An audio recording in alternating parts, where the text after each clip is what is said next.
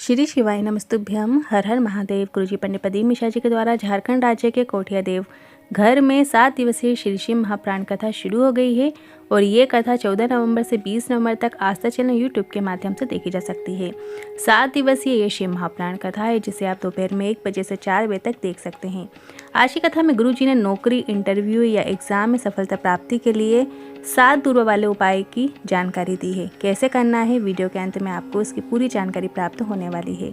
साथ ही किसी कारणवश यदि आपने आज कथा नहीं सुन पाए हैं तो पूरी कथा का रास्ता तो आपको छोटे से वीडियो से प्राप्त होने वाला है। तो बढ़ते हैं आज की कथा की पहली जानकारी की ओर। गुरुजी ने कहा, जब शिव की कृपा होती है तो जिंदगी में जितने भी दुख आते हैं सब कटते चले जाते हैं, पर अगर शिव की दृष्टि ही ना पड़े तो वे दुख दिन रात घिरे ही रहते हैं। बढ़ते हैं आज की कथा की दूसरी जानकारी की ओर। कल एक बहन ने पूछा, गुरुजी हमने सुना है गंगा जी पाप धोती हैं, तो इस पर गुरुजी ने कहा हाँ सही है।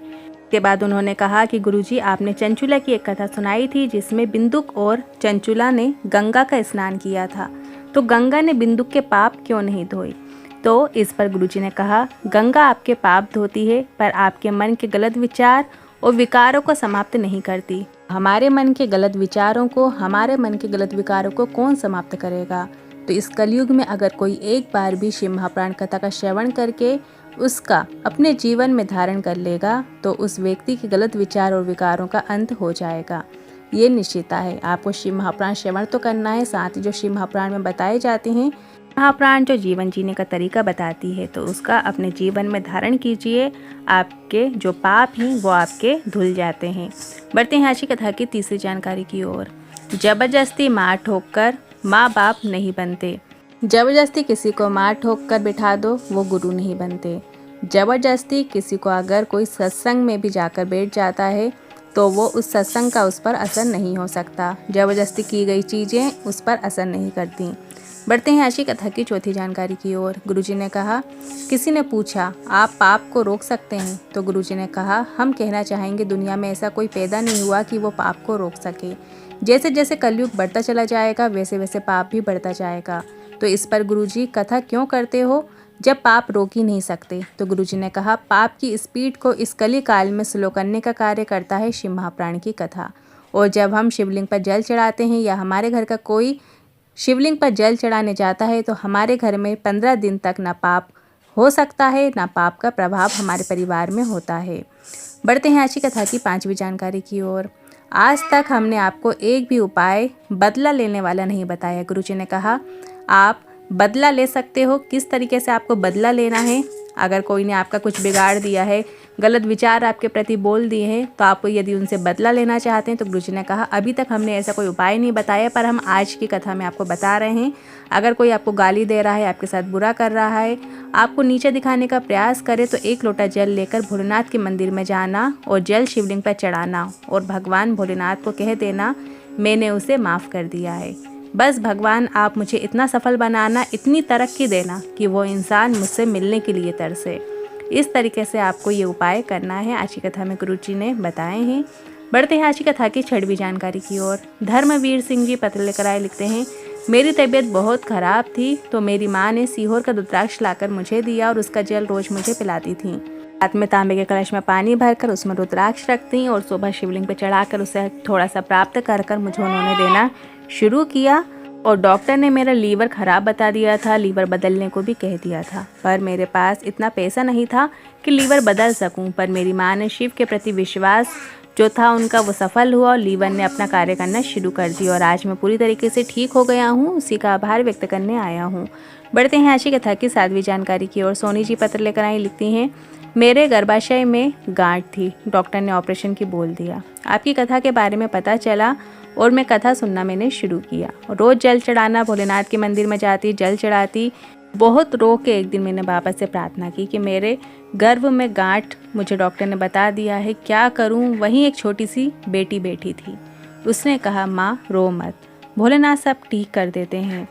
शिव पर चढ़े जल का आचमन करती, बाबा से प्रार्थना करती और समय निकला। मेरी दवाइयों ने कार्य किया, शिव की कृपा मुझे प्राप्त हुई और जो गांठ थी मेरे गर्भ में वो गल गई। उसी का आभार व्यक्त करने आई हूँ। बढ़ते हैं आज की कथा की 8वीं जानकारी की ओर। स्कंद पुराण के पृष्ठ संख्या 537 में गुरुजी ने शारदा के चरित्र का वर्णन बताया, जिसकी कथा कल गुरुजी ने सुनाई थी, जिसमें पति के मरने के बाद भी उसे शिव कृपा से संतान सुख प्राप्त हुआ था।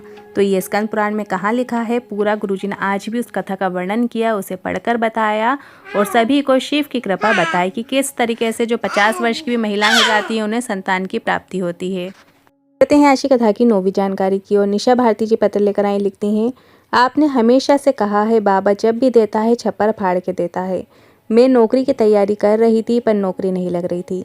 आपके कहने पर पढ़ाई में 4 गुना अधिक मेहनत करना शुरू किया और एग्ज़ाम के पहले बेलपत्र की बीज वाली पत्ती में शहद लगाकर शिवलिंग पर चिपकाते हुए मैंने एग्ज़ाम दिया और मेरी बिहार पुलिस में नौकरी लग गई है। उसी का आभार व्यक्त करने आई हूँ। बढ़ते हैं आज की कथा की 10वीं जानकारी की ओर। आयुष पत्र लेकर आए, लिखते हैं, मैंने 5वीं बार नौकरी का प्रयास किया पर नौकरी नहीं लग रही थी, पर बाबा की कृपा करुणा से आज मेरी नौकरी लग गई है। उसी का आभार व्यक्त करने आए हैं। बढ़ते हैं आज की कथा की 11वीं जानकारी की ओर। सोनम जी पत्र लेकर आई, लिखती हैं, सरकारी नौकरी के लिए प्रयास कर रही थी पर सफलता प्राप्त नहीं हो रही थी। मैंने कथा सुनना शुरू किया और पंडाल में बैठकर कथा सुनी और बाबा की कृपा से और अधिक मेहनत के फलस्वरूप मुझे दरोगा के पद में मेरा चयन हो गया है। उसी का आभार व्यक्त करने आई हूँ। बढ़ते हैं आज की कथा की 12वीं जानकारी की ओर। ऋषि ने कहा, नवनिधि से एक बड़ी निधि कौन सी होती है? तो एक जो नवनिधियों से भी बड़ी निधि होती है वो है भगवान की भक्ति। ये वो परमात्मा की निधि है जो इस निधि को धारण कर लेता है, नवनिधि उसके समीप आना शुरू कर देती है। बढ़ते हैं आज की कथा की 13वीं जानकारी की ओर। जब दुनिया से थक जाओ और तुम्हें ऐसा लगने लग जाए जीवन में बहुत दुख तकलीफ है, कष्ट चल रहे हैं, तो आपको 3 जगह में से एक जगह जाकर ज़रूर बैठना चाहिए और अपने मन की बातें कहना शुरू करना है। अपने पिताजी के पास, अपने पापा के पास बैठना शुरू करो। दूसरा, अपने इष्ट भगवान के पास, जिस भगवान में भी आपकी श्रद्धा है, जिस भगवान में आपकी भक्ति है, रुचि है, उन भगवान के पास जाकर कुछ क्षण के लिए, कुछ देर के लिए आप बैठिए, एकांत में बैठिए और उनसे बातें कीजिए। तीसरा है अपने गुरु के पास, जो गुरु हैं आपके, जिनको आप गुरु मानते हैं, वहाँ पर भी आप जाकर बैठिए। इन 3 जगह में से किसी भी एक जगह पर बैठना आपको प्रारंभ कर देना है। बढ़ते हैं आज की कथा की 14वीं जानकारी की ओर। अंजू कुमारी जी पत्र लेकर आई, लिखती हैं, मेरे पति प्रतिदिन मंदिर जाते हैं। मेरी 2 बच्ची हैं जो 6 वर्ष की है, जिसकी तबीयत 2 वर्ष के बाद खराब हो गई। उसने चलना छोड़ दिया और पलंग पर पड़ गई। डॉक्टर के अनुसार उसे एक बीमारी हो गई जिसमें वह कभी नहीं चल सकती। भले ही कितना इलाज करा लो, हम सब तरफ से हार गए और किसी के कहने पर सीहोर से रुद्राक्ष लेकर आ गए। रुद्राक्ष का जल शिवलिंग पर चढ़ाना शुरू किया और जल की कुछ बूंदें हम बच्ची के मुख में डाल देते। मैं बताना चाहूँगी, आज मेरी बेटी बोलती है, बैठती है, चलती है और स्कूल भी जाती है। उसी का आभार व्यक्त करने आए हैं। बढ़ते हैं आज की कथा की 15वीं जानकारी की ओर। एक बिल्कुल नए उपाय की जानकारी देते हुए गुरुजी ने कहा, तुम्हारा बच्चा, बेटा या बेटी, पति या पत्नी अगर कोई भी एग्ज़ाम में बैठ रहा है, सबसे पहले उससे कहो कि खूब मेहनत करो और उसके साथ ये उपाय करो। 7 दूर्बा शिव मंदिर लेकर जाओ, 7 दूर्बा शिव मंदिर लेकर जाओ और 1 लोटा जल लेकर जाओ। 7 दूर्बा अपनी हथेली में लो, उसके ऊपर जल का पात्र रखो और जल इसके बाद शिवलिंग के ऊपर अर्पित कर दो। 6 दूर्बा कार्तिक जी के स्थान पर अर्पित करो। शिवलिंग में जो जलाधारी होती है, राइट साइड में गणेश जी का स्थान होता है और लेफ्ट साइड में कार्तिक जी का स्थान होता है। तो जब आप उत्तरी मुख होकर खड़े होंगे ना, तो लेफ्ट साइड में जो कार्तिक जी का स्थान है वहाँ पर आपको 6 दूर्बा जलाधारी में कार्तिक भगवान के स्थान पे आपको अर्पित कर देना है। अब जो 1 दूर्बा बची है आपके हाथ में, उसे आपको शिवलिंग के ऊपर अर्पित कर देना है। इसके बाद शिवलिंग पर अपने हाथ की 3 उंगलियों का स्पर्श करके शिवलिंग पर कर देना है। मतलब शिवलिंग पे अपनी जो 3 अंगूठे के पास वाली जो 3 उंगलियां हैं, उन तीनों उंगलियों का आपको शिवलिंग के ऊपर स्पर्श करना है और अपनी कामना करना है कि आप जिसमें भी आप सफलता चाहते हैं उसकी कामना कर लें और शिवलिंग पर चढ़ी हुई दूर्बा को आपको प्राप्त करके आ जाना है। जो शिवलिंग पे आपने दूर्बा चढ़ाई है उसको फिर प्राप्त कर लेना है, उसको उठा लेना है।